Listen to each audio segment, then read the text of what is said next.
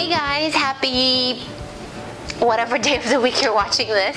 It's Tuesday today when I'm recording. But anyway, if you've been watching my video series, a huge welcome back to you. And thank you for supporting this little series that is my heart and soul. And if you're watching for the very first time, hi, I'm Alexandra. Welcome to my home. Nice to have you here. As per usual, if you have any questions or video suggestions, leave them in a comment below or on my social channels. The links are in the video description. Stay tuned for this week's fan shout out and get ready to take lots of notes. Today's video is about relationship sabotaging, and I for one was very skilled at it. The moment something would be too good in my relationship, I find some way to sabotage the good and turn it into crap. We're going to talk about what I believe are the top 5 things that we do to sabotage a relationship, why we may do them, and what we can do to prevent us from doing those things. Bottom line is this: if you love the person that you're with and there's nobody else you'd rather be with, then you don't have the luxury of sabotaging the relationship. So this video is gold for you. Now let's dive right into it, shall we?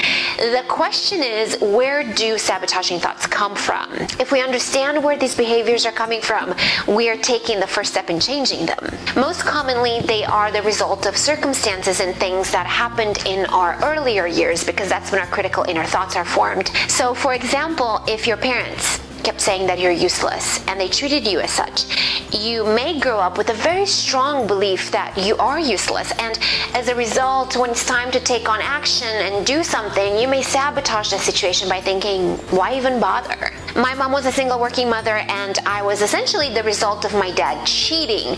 My mom had no idea he had a whole separate family, but in a nutshell, I grew up very heavily distrusting men, and that in turn manifested itself into my sabotaging relationships without even knowing it, because naturally it will only be a matter of time before he cheats and I'll have to end it anyway. No one intentionally teaches us to sabotage our relationships, but indirectly, everything that happened in our earlier years will be the cause of sabotaging as adults. There's nothing that we can do to change the past, but what we can do now is figure out why we do what we do and what we can do to modify that behavior. Some other sabotaging reasons are low self-esteem and feeling unworthy of something, say, a good relationship.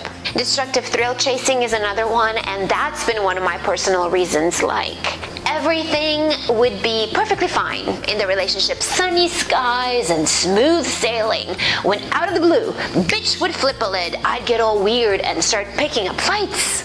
And what happens is that more often than not, when we do that, like I did, it's usually because in this transfer of emotions, you find some form of relief from the past. The belief that something's too good to last will also sabotage the hell out of your relationships. The familiarity with failure could be another reason. That's when we may be so used to relationships not working out. Our sabotage fundamentally comes as an assistant in speeding up the process, as in, let's just get it over with. Another very common reason for sabotage comes as a result of some form of disappointment, most commonly from the disappointment that our partner didn't somehow fulfill a standard we had in our mind or expected of him or her. So I want to start with that. The number one sabotage we do in a relationship, in my opinion, is to have unrealistic expectations. We live in a pop culture that's constantly encouraging some very high expectations. We also use the choreographed lives of other people as a compass to guide our own without any first-hand relevant proof that what we're seeing in magazines or on Instagram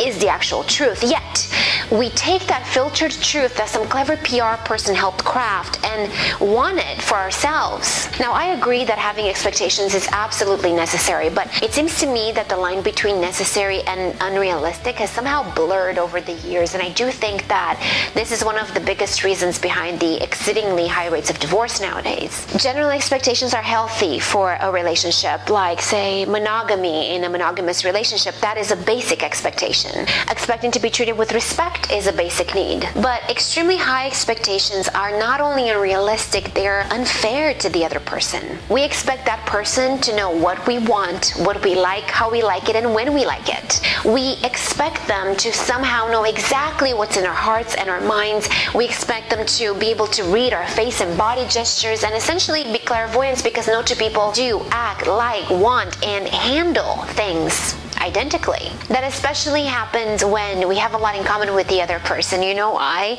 Because we somehow think that we're so familiar, they should know what we're thinking, they should know what we want. So when they don't, we are not only startled, we're extremely disappointed. Well, he's a douche lord and obviously doesn't love me. I could go on this topic because I'm so guilty of this and I have so much to say about it, but I don't want to beat a dead horse. So let's just settle on measuring our expectations and staying within realistic margins. The only thing you do when you expect others to live in your truth is you inflict more pain upon yourself. So ask yourself what your expectations are. And here you can either revisit and modify old thoughts or simply create new ones. Some of the expectations I have of my husband are for him to be loyal to me. I expect him to be truthful, to treat me with respect, and to follow through with the things he says he'll do when he says he'll do something.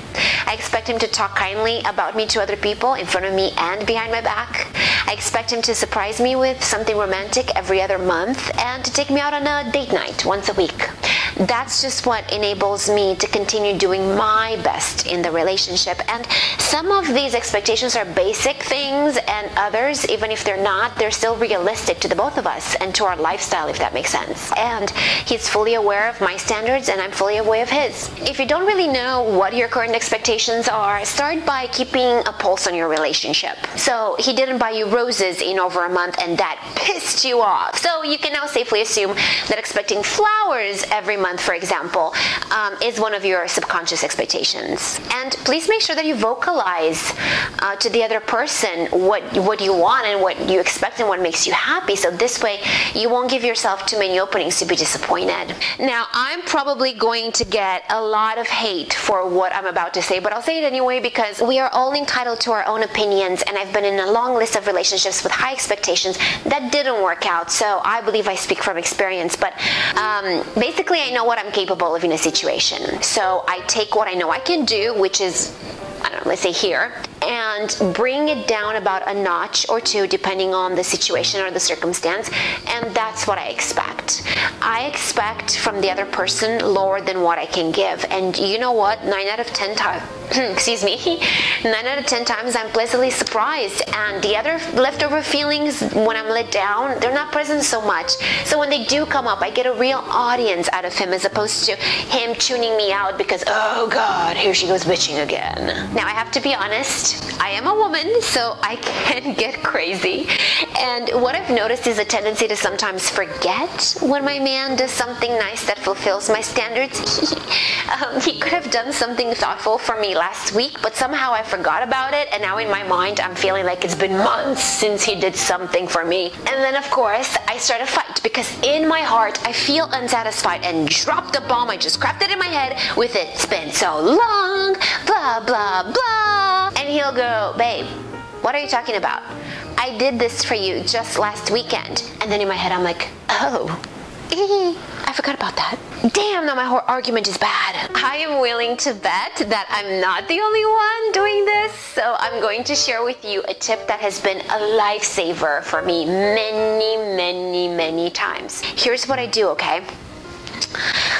I have a note in my phone where I write the month and date when he did something for me that I loved. And in my alone time, if I happen to be pissed at something and my mind tends to exaggerate and cook up a crap storm before I say anything to him, I want to build a reasonable, solid argument. So I look at my notes and try to make sure that I didn't miss anything. And sure enough, more times than not, the crazy in me gets a muzzle because guess what? I forgot some stuff. Oopsies. And so now I'm just a fool in private and not in front of him. That's just a little something that I do, and it helps so much. I hope it's going to help you too. The fact is that we all think we're perfectionists and we give our relationships our all, but we actually hold ourselves on such high horses, we are unaware of how many times we do miss the mark, yet we are so overly critical and analytical of the other person. You need the needle in the haystack? Honey, don't you worry, I'll find it. I'm sorry, but in setting unrealistic expectations, you are guaranteeing yourself disappointment and you will sabotage the relationship. So figure out your standards, Make sure they're realistic for both you and your partner, and make simple adjustments if you have to, but always make sure to let your partner know what you're expecting. Now, the second way you can sabotage the relationship is with passive-aggressive behavior. In other words, when you're not saying what you're truly thinking or feeling. For example, you were hoping that he will do a certain something and he didn't, and now you feel let down. You didn't say anything about it, but now you're not really talking to him. You don't really care to cuddle. You give him the cold shoulder, or worse, and that's something that I do every now and then, you have an outburst of anger. Do you remember how parents and teachers used to tell us, use your words? Because as little kids, when we got mad or disappointed, the first reaction we had was to lash out and throw a fit. That external action is simply the physical result of an internal thought that then generated an internalized feeling. And since that feeling wasn't dealt with, we're now creating chain reactions in our physical world. So the other person let you down.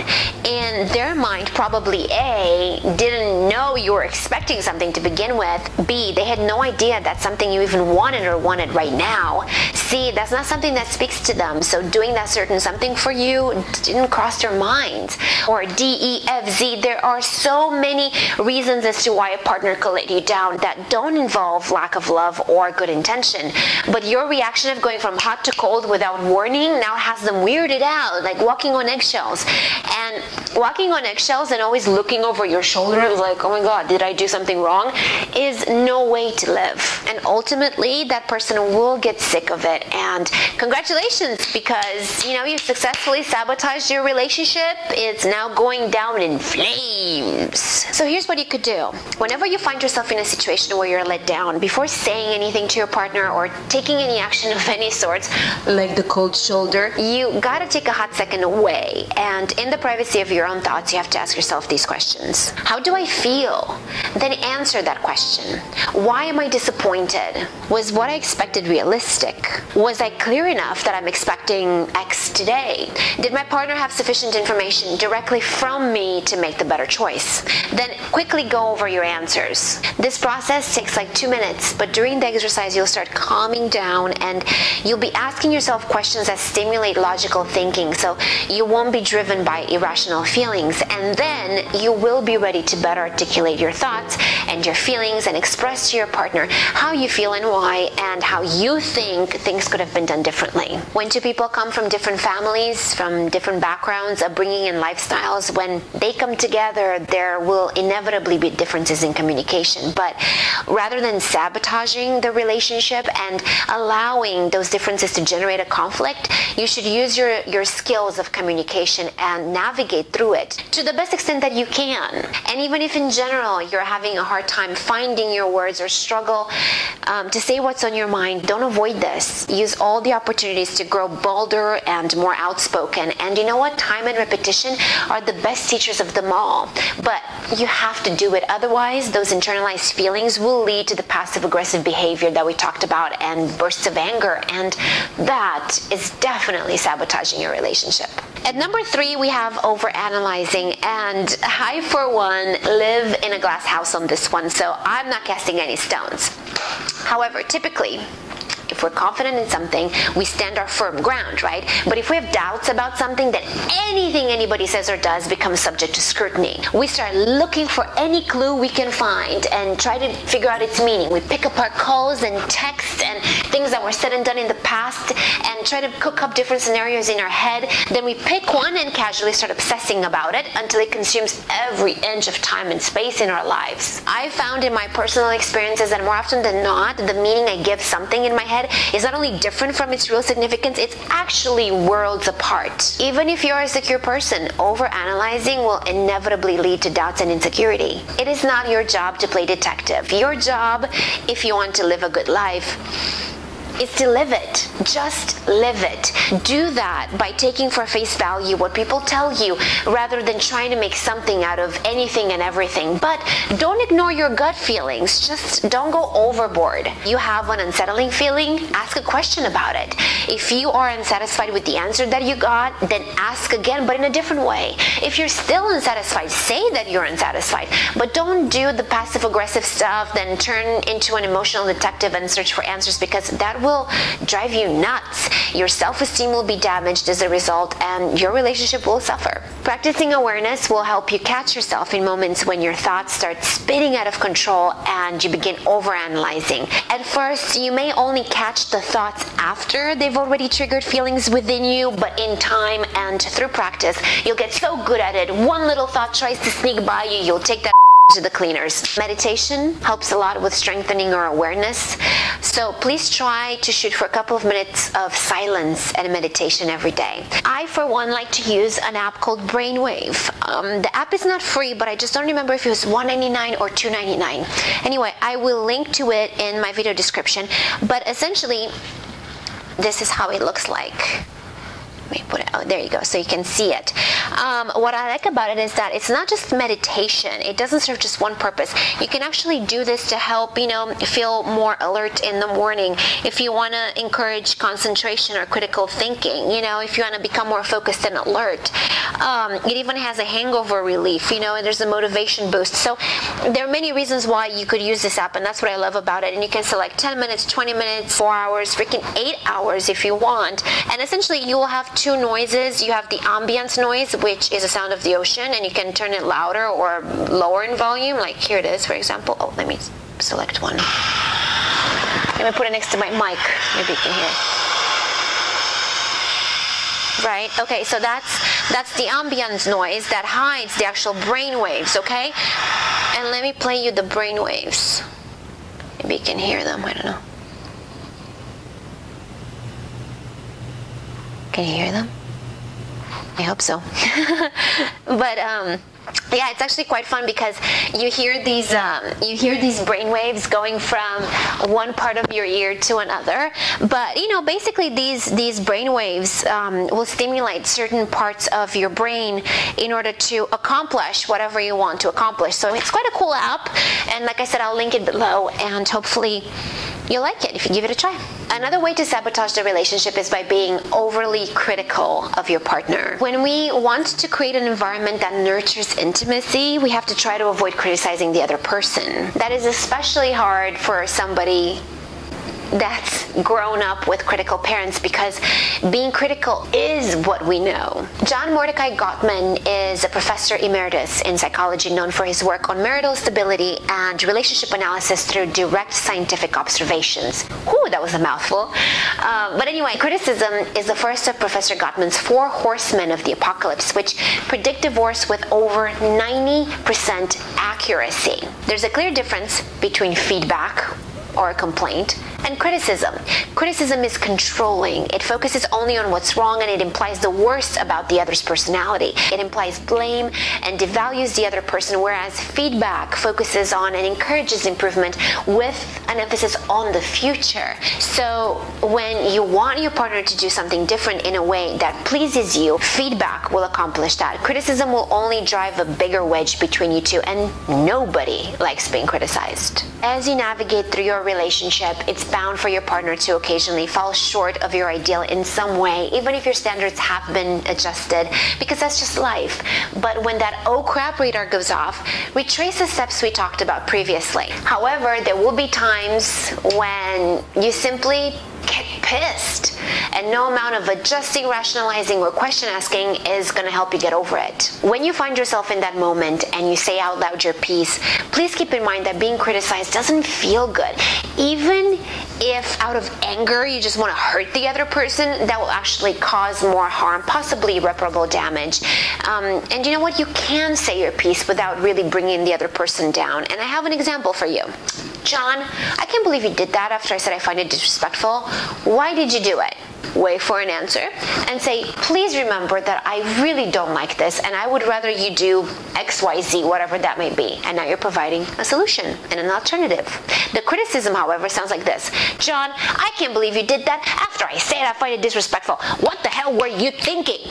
You see the difference. What's even worse is having that kind of talk in public. I've seen so many people talking down and criticizing their partners in front of other people. That's really shameful and so not sexy. And you know what? You are sabotaging the relationship, because nobody likes being scrutinized like that. And do that a couple of times and you'll see that person just walking out your door. The most important thing when you get pissed off, and note I said when, not if, because it will happen eventually. So when that happens, the most important thing you have to keep in mind is that you need to censor yourself as much as you can if you want the relationship to last. Do your best to keep under control the amount of bad words and the tone of your voice as the conversation progresses, because when you're angry, even feedback can come off as criticism. I found that in my personal life, for me at least anyway, it's better when I say things like, you know, I'm so pissed right now, I need a moment to calm down, because I know I'm probably going to say something that I'll regret later. So I take my hot second and I yell and say everything I need to say in my head, and then when I calm down, I come back out and I handle things more logically. I'm a very tough love kind of person, so this has been especially hard for me, but things started changing the moment I realized that criticism often starts the negative process of failed communication, and that evolves into a troubled partnership. So please be aware that this will sabotage your relationship. The fifth sabotage I wanted to talk to you about is dropping your life for your partner. Yes, I've said it. This is such a common occurrence. I think that at some point we've all done it or know somebody that has done it, but it's a trap, okay? Paint this. You meet a guy, you are smitten fairly quickly, you date him for about a month or so, when suddenly he becomes a focal point of your life. You wake up thinking about him, you are always wondering what he's doing, you plan all day what you're going to wear the night to go out, you start ditching your friends and skipping exercise classes for him. I bet if you haven't done that in your life, you at least know or have known somebody that's done that. I've done it, and I know many ladies who've done it. Some still do. The reason that's sabotage is because you're changing your persona. You are changing the overall package that he or she was attracted to.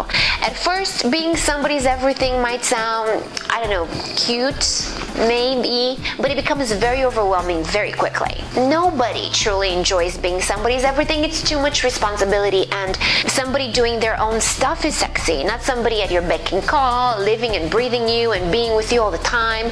And you know, you can't expect your partner to be as attracted and interested in you by abandoning who you are.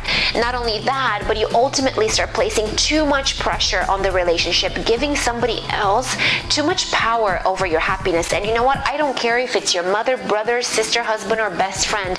Nobody should ever hold the keys to your happiness, ever. That will skew the standards you have of yourself and your relationships. It will encourage passive-aggressive behavior. Criticism is more likely to happen, and it just becomes a mess, and that is definitely a sabotage relationship. The idea here is to never allow yourself to stop being who you were and what you were doing before the relationship. Life is all about balance. In essence, it's our job to find out why we sabotage in a relationship. And I gave you a couple of ideas in this video alone. 9 more have been emailed in the newsletter that went out to my subscribers this morning. If you're signed up for the email, you already got it, so I hope you're enjoying the content. If not, link is below. You know, you can sign up and I'll send you an email with the content you may have missed out since I started making videos again. But the punchline is that we have to identify the type of sabotaging that we do. In the process of modifying that behavior, and I gave you some ideas on how to do that, you must also start attacking the source of that behavior, because alterations alone won't make the problem go away. It will merely be a form of coping, but the problem will always still be there. So ask yourself, when did you first start acting this way? Try to trace back to the roots and identify those triggers. Let your emotions and how you feel about a certain memory guide you. But the bottom line is that we have to heal the past and develop a healthier self-image, and that's what I'm dedicating myself to doing through this video series. And even though I've just started making videos, I have made a couple on some pretty powerful subjects, like how to let go of guilt. I made 2 videos on how to deal with depression. So if guilt and depression are causes for you, then please watch those videos and start the work. And if you haven't found a video pertaining to your triggers, let me know in a comment below and tell me what you'd like me to make a video about in the future, because anything is possible. Comment below with other things you think sabotage relationships. Please like and subscribe, and catch next week's fashion and beauty video, where I'm going to share with you some of my favorite beauty treatments that you can very easily make in your own home. Till then though, make sure that you stay connected with me on social media. I always love hearing from you and connecting with you. And I'd like to give this week's fan shout out to Nell Oravan. Thank you, Nell, for watching my videos and liking and engaging on my Facebook page. This shout out is for you. I love you all, and thank you for watching. I look forward to your feedback, and I'll see your beautiful faces on screen next week.